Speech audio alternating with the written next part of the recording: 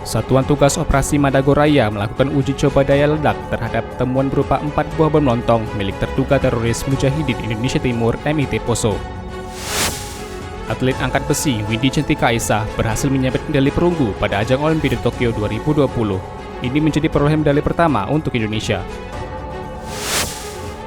Pos penyekatan di perbatasan Tanjung Pinang Bintan kerap kali terpantau tanpa pemeriksaan. Tidak adanya pemeriksaan itu terjadi di pos penyekatan kilometer 16 dan Seipulai. Halo pemirsa, kita berjumpa dalam program U-News. Program ini memberikan informasi yang bermakna kepada Anda mengenai sejumlah peristiwa menarik di tanah air. Bersama saya, Fahrian Bahri, dan inilah U-News selengkapnya. Banyaknya aktivitas yang dilakukan secara daring selama masa pandemi ini dapat berdampak langsung pada anak. Kementerian Pemberdayaan Perempuan dan Perlindungan Anak mengharapkan para orang tua tak hanya menjaga kesehatan dari paparan virus COVID-19, namun juga dapat memperhatikan kesehatan mental anak. Asisten Deputi Perlindungan Anak Kondisi Khusus Kementerian P3A, Budi Mardia, mengharapkan orang tua dapat memperhatikan dan menjaga kesehatan mental anak. Utamanya dalam masa pandemi ini, aktivitas yang bersifat kontak langsung telah diminimalisir, sehingga segala jenis aktivitas dan kegiatan mayoritas dilakukan secara daring. Anak banyak kehilangan momen, terutama pada kegiatan-kegiatan sekolah, dari pelaksanaan kelulusan, masa perkenalan siswa, saat masuk sekolah, bahkan bertemu teman sepermainannya, semua aktivitas tersebut dilakukan secara daring. Kondisi ini dikhawatirkan menimbulkan gangguan kecemasan dan rasa ketidakpastian dalam diri anak.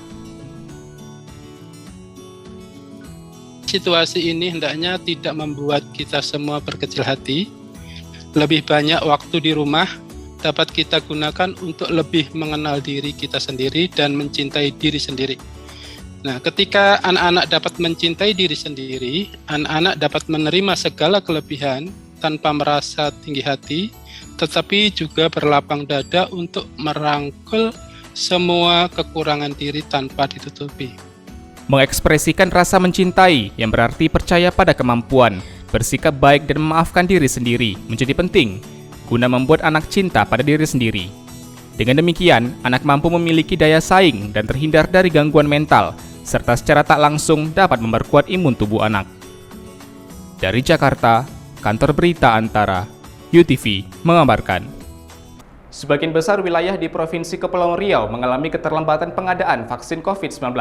Akhirnya pada sepekan terakhir, ratusan warga gagal mendapatkan suntikan dosis kedua vaksin COVID-19.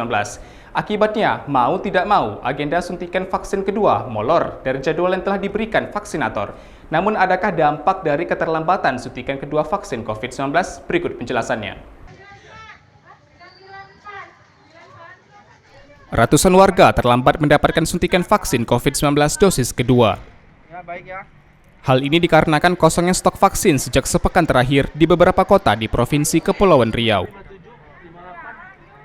Kemunduran waktu dari yang telah ditetapkan pada agenda penyuntikan vaksin dosis kedua ini dipastikan tak memberikan efek apapun dan tetap bekerja secara efektif di dalam tubuh. Kepala Dinas Kesehatan Provinsi Kepulauan Riau, Muhammad Bisri, mengatakan vaksin dosis kedua merupakan booster atau pemacu agar antibodi dalam tubuh cepat terbentuk. Menurutnya, pemberian vaksin dosis kedua memang memiliki rentang waktu. Akan tetapi, meskipun terpaksa terlambat beberapa minggu, vaksin akan tetap efektif membentuk antibodi di dalam tubuh. Ya memang yang paling bagus ya, tapi kan memang dosis 2 itu ada rentangnya. Sekian sampai sekian minggu, sekian sampai sekian bulan gitu ya. Tetap efektif, makanya ada istilah booster itu kan vaksinasi yang kesekian itu boleh ya. Jadi memang harus dimaklumi terlambat beberapa minggu, kemarin sudah dapat keterangan dari Kementerian Kesehatan, tidak masalah, masih tetap ada efektivitas vaksin tadi itu, masih efektif. Bisri menambahkan, apabila telah kembali mendapatkan jadwal vaksinasi, maka dapat langsung melaksanakan vaksinasi karena tubuh telah mengenali virus dengan baik.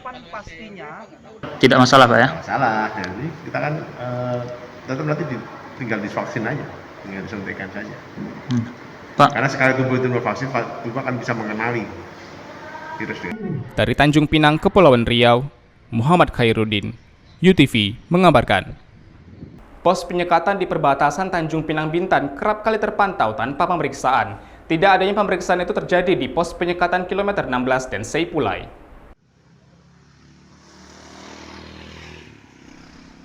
Beginilah situasi pos penyekatan di perbatasan Tanjung Pinang Bintan yang sepi tanpa pemeriksaan pada Sabtu 24 Juli sekitar pukul 12.30 siang. Sejumlah pengendara terlihat melintas pos penyekatan tanpa pemeriksaan sebagaimana kebijakan Pemkot Tanjung Pinang tetapkan pada wilayah perbatasan. Petugas diketahui tidak melakukan penyekatan pada waktu-waktu tertentu seperti pukul 12 siang dan pukul 3 sore. Penjaga yang tersisa di pos penyekatan mengatakan para petugas penjagaan sedang dalam jam istirahat. Hal serupa juga terjadi pada titik penyekatan di Sungai Pulai, perbatasan Tanjung Pinang Bintan. Di titik penyekatan Sungai Pulai, Ibtu Afif Rohmat mengatakan pada jam sholat dan istirahat, seluruh personel akan berhenti sejenak untuk mengisi tenaga kembali. Istirahat Pak ya? Istirahat. Oh lagi yang istirahat. Habis sholat tadi kan habis makan siang. Oh gitu Pak ya? Makanya, Afif mengatakan jumlah personel yang berjaga di lokasi tersebut berjumlah 13 orang, berasal dari kepolisian, Tentara Nasional Indonesia, Satuan Polisi Pamong Praja, dan Dinas Perhubungan Kota Tanjung Pinang. Dari Tanjung Pinang, Kepulauan Riau, Muhammad Khairuddin, UTV mengabarkan. Saudara, pemberlakuan pembatasan kegiatan masyarakat PPKM level 4 di Batam, Kepulauan Riau ikut membuat para sopir bimbar kesulitan mendapat penumpang. Bagi pekerja harian seperti sopir angkutan Bintan Anugerah Pelangi atau sering disebut bimbar, kebijakan PPKM level 4 menjadi petaka. Bagi mereka, pembatasan semakin memperkeruh kondisi perekonomian mereka lantaran semakin sulitnya mendapatkan penumpang. Salah satunya Hengki. Ia mengemudikan kendaraannya pada trayek Tanjung Uncang hingga Jodoh. Pendapatannya menurun jauh. Jika pada saat normal ia dapat membawa pulang uang sebanyak 90 hingga 100 ribu rupiah. Namun selama masa PPKM dan adanya penyekatan, Hengki mengaku hanya dapat membawa pulang uang sebanyak 50 ribu rupiah saja. Perjalanan pulang balik Tanjung Uncang menuju Nagoya yang ditempuh lebih kurang 2,5 jam hanya menghasilkan 30 ribu rupiah. Kasihlah 200. Mentok-mentoknya 200 sih. Mana-mana kalau supir ngasih kalau 3 trip kan. Iya, Kalau minyak kan super satu yang ngisi. iya. Jadi satu kali isi full udah 2-3 trip gitu. Iya. Jalan mobil bisa makan kita udah koin lah. Iya bang ya. Mau tinggal di mana bang? Tinggal di dapur bang. Dapur 12 ya bang ya? Sedikit sih bang perambatnya. Peratannya. Contohnya kalau jalan-jalan yang khusus kami lalui nggak salah pala ditutup bang. Iya. Kayak di 88. Jadi muter kita dari atas sana kan. Iya. Kalau ada sewa ke Nagoya kan. Jadi terhalang kita bang. Gitu bang ya. Hengki mengaku keberatan dengan adanya pemberlakuan PPKM level 4 ini. Ia menilai kebijakan tersebut mematikan pendapatannya. Ditambah kehadiran Trans Batam dan ojek online yang membuat jasa transportasi sepertinya semakin terpukul. Hengki menceritakan, nasib serupa juga dialami sopir carry di Batam. Sopir carry di Batam pun mengalami penurunan penumpang akibat PPKM di kota Batam. Dari Batam, Kepulauan Riau, Engesti Pedro, UTV mengabarkan. Herlin Kenza yang dijuluki Barbie dari Aceh ditetapkan sebagai tersangka dikarenakan melanggar aturan pemberlakuan pembatasan kegiatan masyarakat. Wanita berusia 26 tahun, dikenal dengan nama Herlin Kenza, ditetapkan sebagai tersangka setelah mengundang kerumunan di sebuah toko grosir di Lok Semawe pada 16 Juli lalu. Ia merupakan salah satu selebgram asal Aceh yang dijuluki Barbie dari Aceh dan memiliki 650.000 pengikut di Instagram.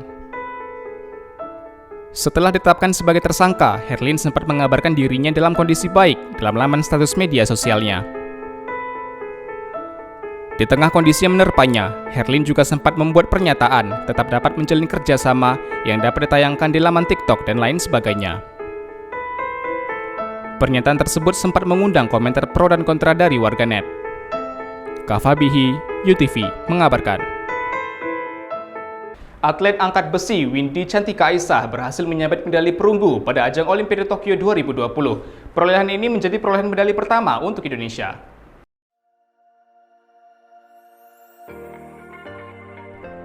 Gadis berusia 19 tahun sukses mengharumkan nama bangsa di kancah olahraga bergengsi Olimpiade Tokyo 2020 yang berlangsung pada tahun ini.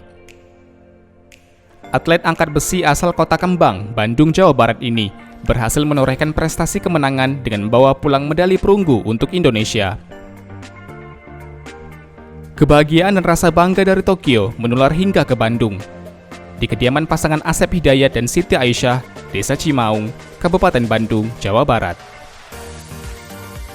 Windy Cantika berhasil menang di cabur angkat besi kelas 49 kg dengan total angka sebanyak 194 kg. Sang ibu mengisahkan, Windy Cantika telah memulai karir menjadi atlet angkat besi sejak di bangku sekolah menengah pertama. Raihan prestasi seolah sudah melekat pada diri Windy. Bahkan di awal karirnya, Windy telah menyabet 2 prestasi sekaligus di ajang nasional pada tahun 2012 lalu. Ia dikenal sebagai pekerja keras dan selalu bersemangat saat berlatih maupun mengikuti kejuaraan. Dari pertama latihan dia selalu ikut kejuaraan, dapat, ya berpaculah dari sana dia. Ke depannya. Tapi kemarin dia cuman berdoa mah, insya Allah kalau Neng dapat rezeki di Olimpiade, insya Allah kebetulan di RT saya belum ada masjid ya Pak, belum ada masjid, Neng teh pengen bikin masjid dah yang kecil-kecil aja semampunya Neng, cuman itu aja dia bilangnya. Rasa bangga atas capaian Windy Cantika nyatanya tidak hanya datang dari keluarga, namun juga pemerintah dan masyarakat Kabupaten Bandung. Itu tentunya ini sangat bahagia ya. Tentu nanti dalam hal apabila sudah kembali ke Kabupaten Bandung, saya akan menginstruksikan Kepala Dinas Pemuda Olahraga dan juga KONI ya, bahwa atlet yang sudah menetapkan perunggu di Olimpiade ini diberikan reward ya. Prestasi yang diukir oleh Windy diharapkan dapat menjadi inspirasi bagi putra-putri tanah air, sehingga dapat berprestasi khususnya dalam bidang olahraga. Dari Bandung, Kantor Berita Antara, UTV mengabarkan. Barcelona sukses memetik kemenangan atas Girona FC dalam laga uji coba pramusim yang digelar di Stadion Estadi Johan Cruyff, Catalonia, Spanyol. Pertandingan yang dilangsungkan pada Sabtu, 24 Juli di Stadion Estadi Johan Cruyff membuat raksasa Spanyol meraih kemenangan. Diunggah dari laman CNN Indonesia, dalam laga itu, penyerang anyar Barcelona, Memphis Depay, sukses mencetak gol perdananya dalam laga debut di pertandingan pramusim. Penyerang asal klub Olimpik Lyon ini tampil gemilang saat menjalani debut bersama Barcelona. Depay sukses mencetak gol lewat penalti pada menit ke-85, dan 2 gol lainnya dicetak dengan Gerard Pique di menit ke-21 dan Ray Manaj di menit ke-24. Sementara itu, dilansir dari Top Skor, 1 gol Girona dicetak oleh Samuel Saiz pada menit ke-42 lewat titik penalti. Dalam pertandingan ini, Barcelona bermain dengan formasi 4-3-3, berhasil menguasai jalannya pertandingan dengan 60% penguasaan bola. Laga uji coba selanjutnya, Barcelona akan berhadapan dengan VfB Stuttgart pada 31 Juli mendatang.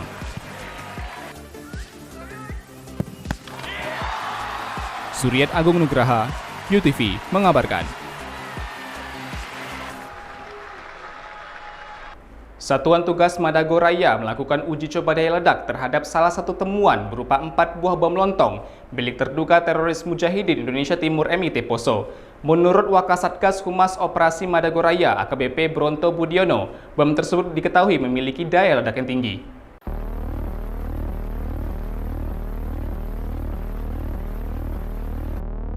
Satuan Tugas Madagoraya melakukan uji coba daya ledak terhadap barang temuan dari terduga anggota kelompok teror Mujahidin Indonesia Timur MIT Poso yang didapatkan usai kontak tembak beberapa waktu lalu. Uji coba ini dilakukan tim Gegana di Markas Komando Detasmen B, Pelopor Satuan Brimob Polda Sulawesi Tengah di Dusun Landangan, Kabupaten Poso. Setelah dilakukan penguraian dan pemeriksaan Puslap Polri, ditemukan beberapa unsur bahan peledak, di antaranya berupa detonator, serbuk berwarna coklat yang diduga bahan peledak, 29 butir paku panjang berukuran 4 cm yang sudah berkarat, 60 butir gotri, dan lakban. Bahan-bahan ini dikategorikan berdaya ledak tinggi dan mampu melukai hingga mematikan apabila paku dan gotri mengenai orang. Ternyata setelah dilakukan uji coba peledakan oleh Gegana Satbrimo Polda Sulteng, daya ledaknya adalah high explosive atau daya ledak yang sangat tinggi. Dengan jarak 30 meter bisa mematikan dan jarak 50 meter bisa melukai orang. Dari Palu, Sulawesi Tengah, Kantor Berita Antara, UTV mengabarkan. Terima kasih telah menyaksikan informasi yang kami sajikan. Tetap saksikan U-News selanjutnya. Salam sehat, sampai jumpa.